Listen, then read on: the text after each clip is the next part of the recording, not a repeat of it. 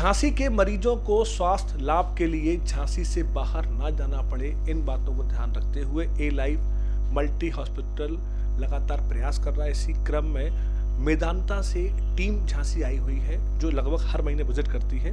Doctor Deepak Gupta साथ मौजूद है हमारे। दीपक जी, किस तरह के मरीज सामने आए आपके?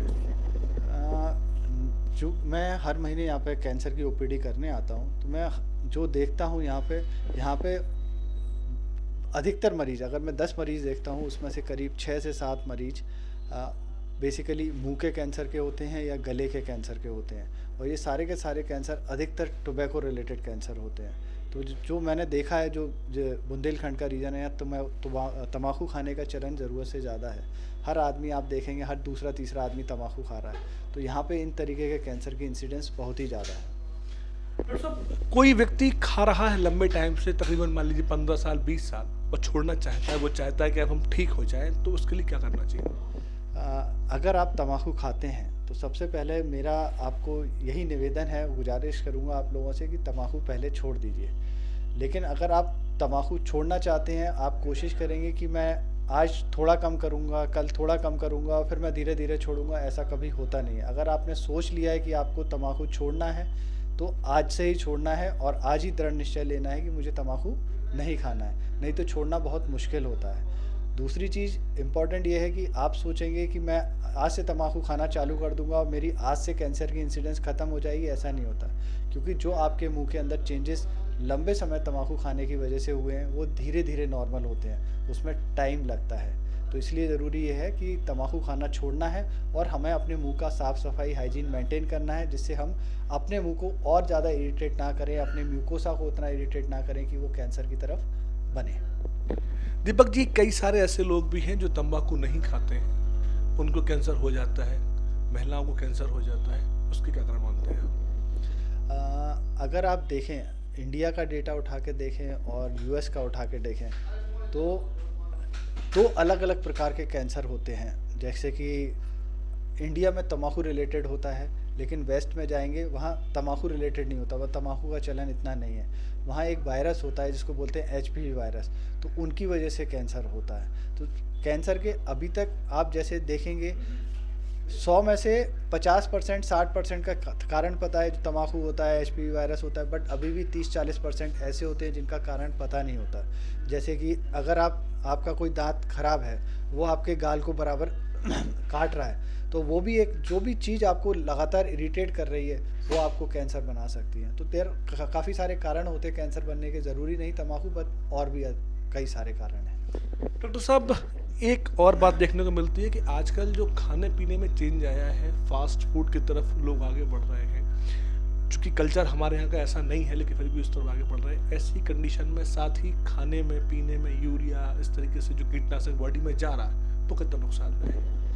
देखिए, जो भी चीज़ ज़रूरी है शरीर में खाने के लिए, वो तो ठीक है, लेकिन जो भी चीज़ ज़रूरी नहीं है वो आपको कहीं ना कहीं परेशान करती है। और जैसे कि कीटनाशक, मतलब ये एक तरीके के आप कहेंगे कि कार्सिनोजेनिक हैं, जो कि बॉडी को जाके धीरे धीरे इरिटेट करते हैं और आप लंबे समय तक वही चीज़ें क्योंकि आजकल हर चीज़ में वही मिलता है। इवन आप देखेंगे आजकल पॉल्यूशन भी इतना है, तो आप आज की डेट में देखेंगे पॉल्यूशन इतना है तो आज नहीं परेशान करेगा, बट जैसे जैसे समय जाएगा धीरे धीरे वो पॉल्यूशन आपके शरीर में एकत्रित होते जाएंगे, तो वो आपके शरीर को इरिटेट करेंगे और भविष्य में जाके कैंसर बनते हैं। तो कैंसर बनने का कारण सबसे ज़्यादा ये है कि वो एक दिन में नहीं बनता, बट धीरे धीरे जो भी आपकी परेशानियाँ हैं वो एक्यूमुलेट होती जाती है, वो कैंसर में बनती है। डॉक्टर साहब, एयर क्वालिटी इंडेक्स के आधार पर दिल्ली बहुत गंदा शहर वर्तमान में है, उस लिहाज से झांसी फिर भी काफ़ी प्यूरीफाई है। ऐसी कंडीशन में जो व्यक्ति सिगरेट नहीं पी रहा है वो तो ठीक है, जो सिगरेट पी रहा है उसको कैंसर होने का चांसेस है, लेकिन जो नहीं पी रहा है वो भी जद में आ रहा है। अब वो जो प्रदूषण जो झेल रहा है वो, तो उसके लिए कोई ऑप्शन तो है नहीं, तो दिनचर्या में क्या बदलाव लाया जाए? ज़रूरी ये है, जब भी आप देखें जैसे AQI की आजकल काफ़ी सारी बात होती है कि AQI दिल्ली में 300-400 है। नॉर्मली ये एडवाइस करते हैं कि आप आउटडोर एक्टिविटीज़ ना करें, उस समय मास्क लगा के रहें, N95 वगैरह मास्क लगाएं, जिससे जो आपके पॉल्यूशन के कारण है, जो PMI है, जो सल्फ़र कंटेंट है और भी सारी चीज़ें, वो आपके शरीर में ना जाएं।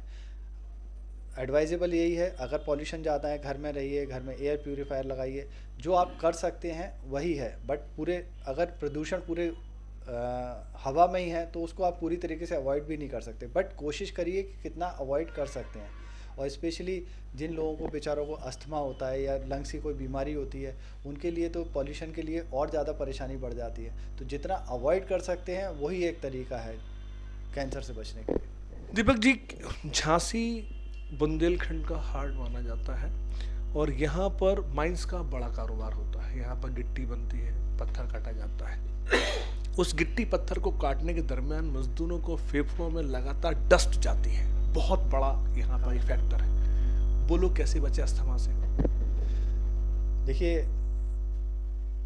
उनसे बचने के लिए एक ही तरीका है कि अपना जब भी वो डस्ट का काम कर रहे हो, जब भी अपने एरिया में हो, तो मास्क लगाइए। मास्क लगाने से क्या होता है कि बेसिकली N95 मास्क है, जो आपका जो भी एक पर्टिकुलर, जिसे मैं हिंदी में बोलूँगा कि कर्ण होते हैं, वो एक साइज़ से ज़्यादा होते हैं, वो आपके फेफड़े में जाके परेशान करते हैं। ये बेसिक लेमैन लैंग्वेज में। तो आपको उससे, मास्क से उनको अवॉइड किया जा सकता है। तो आप जब भी डस्ट में हो तो मास्क लगाइए। इवन जो लोग ऐसी जगह काम करते हैं, आप देखेंगे वो मुंह पे कपड़ा लगा लें या कुछ मास्क वगैरह लगा लें, जिससे वो जो चीज़ें हैं वो फेफड़े में ना जाएं। यही तरीका है उसको अवॉइड करने के लिए। ये कई सारी महत्वपूर्ण बातें हुई डॉक्टर दीपक गुप्ता से, और ए लाइफ के अंदर 9 दिसंबर को आयोजित इस शिविर के माध्यम से सैकड़ों मरीजों ने अपने स्वास्थ्य की जांच कराई, साथ ही परामर्श भी लिया और अपने जीवन शैली को